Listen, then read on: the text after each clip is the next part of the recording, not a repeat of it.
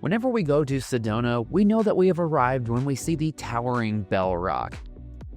On our last visit, we wanted to do the Courthouse Butte and Bell Rock Loop Trail. This hike can be started at several different trailheads, and in this video, we will be starting it from the Courthouse Vista trailhead. Please note that this is a very popular trail, especially around sunset, and you can expect to encounter hikers, mountain bikers, and a lot of photo sessions. Luckily, we were able to get a primo parking spot right at the edge of the trail, and soon it was time to begin our hike.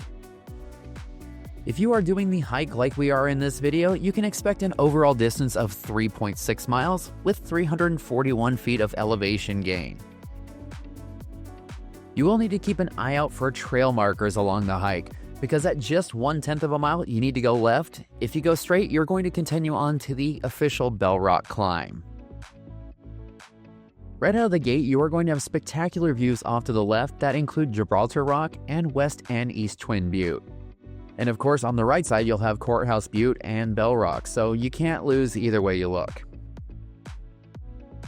About 3/10 of a mile into the hike, you will come to a series of junctions.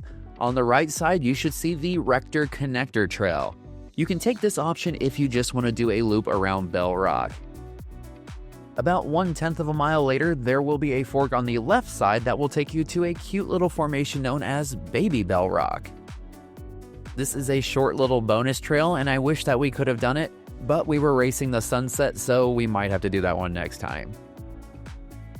If you are visiting during the warmer months, an umbrella is highly recommended because there is little to no shade along the trail. And if you're wondering where Courthouse Butte got its name, well, that story goes back quite a ways. In 1876, a man known as Old Man James named it that because the formation reminded him of a large courthouse. But then again, things have also been quite confusing. There are reports that at one time Courthouse Butte was called Church Rock, and at one time Cathedral Rock was called Courthouse Butte. Story has it that at some point someone made a map and the names were switched, and it just kind of stuck that way. As we reach the northeastern corner of the loop, we are going to come to some of the steepest climbs of this trail.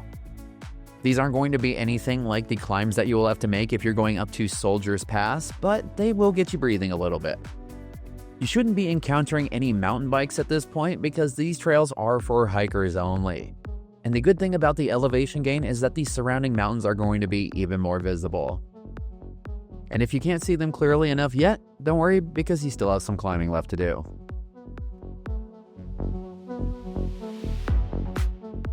Eventually though, the trail does curve off to the left and you're going to get a nice long break. If you're watching this video in preparation for an upcoming Sedona trip, I recommend checking out our video on 9 amazing hikes in Sedona. This one actually isn't on the list, so you'll have 10 to look forward to.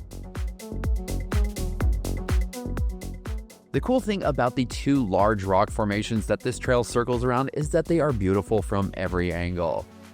If you enjoy landscape photography as much as we do, you will probably want to leave some time for this trail.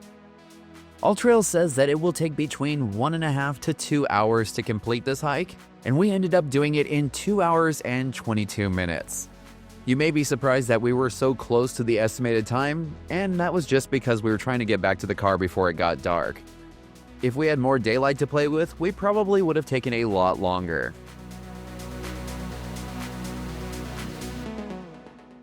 As we neared the back corner of the loop, there was one more small set of stairs before we were going to get a nice long flat section.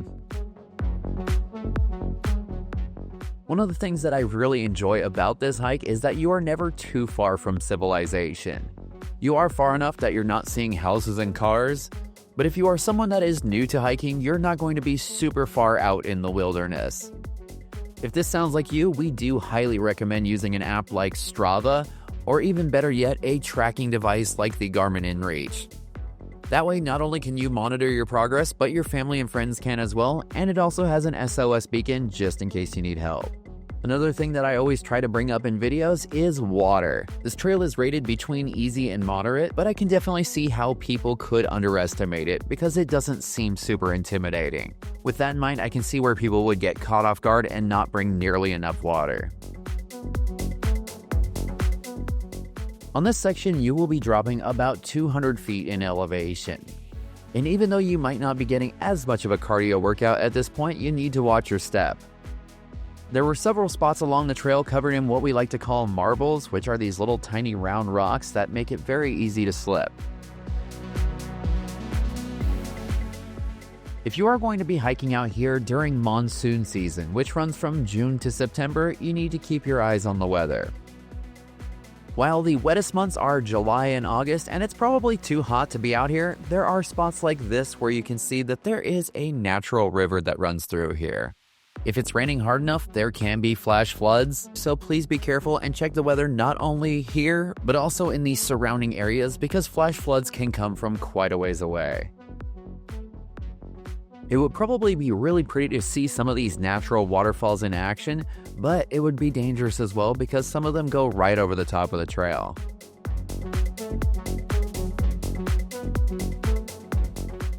Speaking of water, at right around 2 miles into the hike, you'll come to this wide wash.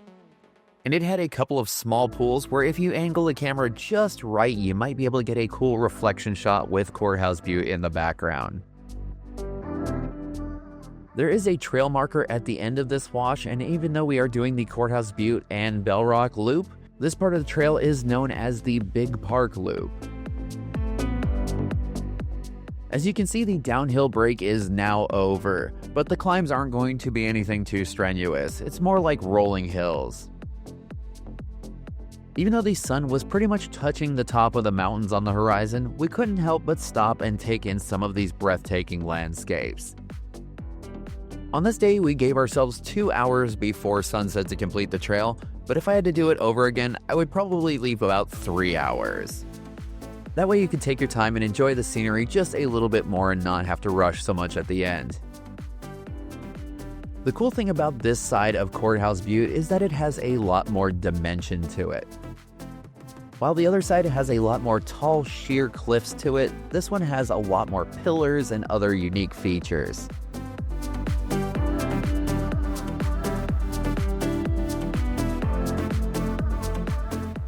One of the good things about doing this hike at sunset is how much the colors get brought out of the rocks. As much as I do my best to keep things color accurate, it's just hard to show how orange the rocks were. At this point in the hike, you will once again need to keep your eyes peeled for bikes. Although we didn't encounter any, there were tracks, so some of them had come through not too long ago. We are now halfway between Courthouse Butte and Bell Rock, and as much as we kept saying, we need to pick up the pace, we couldn't help but keep stopping and staring at the scenery.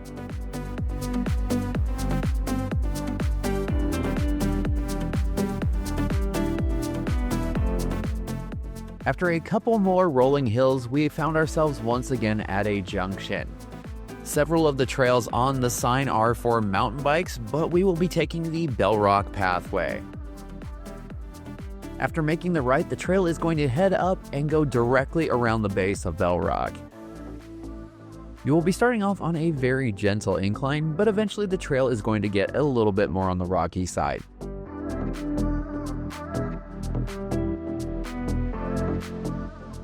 This part of the trail was very familiar to us, because if you remember from earlier Sedona videos, we had a quest to climb to the top of Bell Rock.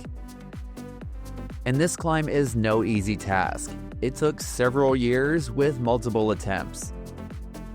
If you haven't seen that video yet, we highly recommend checking it out, and the route goes directly up this face. We would highly discourage anyone from trying this that doesn't have climbing or mountaineering experience, and you will get bonus points if you go with a highly skilled group of friends. This section of the trail has many junctions that crisscross with various mountain biking trails, but as long as you stay on the Bell Rock pathway, you'll be just fine. The good thing is that the hardest parts of this trail are well behind us, and it's pretty much a nice easy cruise all the way back to the car.